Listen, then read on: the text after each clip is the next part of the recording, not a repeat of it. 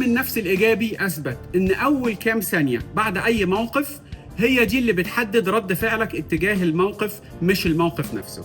بمعنى لو أنت بعت لحد مسج وما ردش عليها، دماغك على طول هتكتب قصة من اتنين: يا هتقول لنفسك إن الشخص ده مش مهتم بيا and he doesn't care about me، مش مستعنيني، فتبدأ تزعل وتبدأ تاخد موقف منه.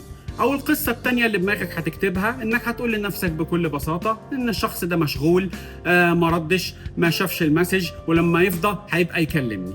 ففي القصة الأولى اللي أنت كتبتها، القصة النيجاتيف دي هتستنفذ طاقتك وهتخليك متضايق وهتخليك تاخد موقف اتجاه الشخص ده ممكن ما يكونش صحيح تماما، في حين إن القصة التانية هتخليك تكمل يومك عادي وهو موقف وعدى ومش هتفكر أصلا في اللي حصل.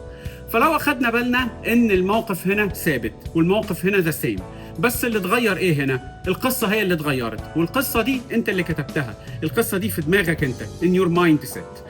فيا إما هتكتب قصة تستنفذ طاقتك وتخليك متضايق، يا إما هتكتب قصة هتخليك بوزيتيف وإيجابي وتكمل يومك عادي ومش هتخلي في بينك وبين الشخص ده أي مشكلة.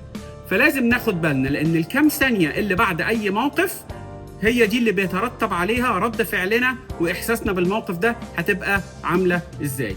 فناخد بالنا كويس ونفكر بعد أي موقف ونمسك نفسنا كده: هل الموقف ده صحيح؟ قصدي القصة اللي احنا بنيناها على الموقف ده صحيحة وتستدعي رد الفعل ده، أم هو احتمال من مليون احتمال ممكن يكون صح أو غلط؟ عرفوني رأيكم في الكومنتس وتعالوا نتناقش، ولو عندكم أفكار عايزين نتكلم فيها يا ريت تكتبوا لي رأيكم في الكومنتس. Thank you.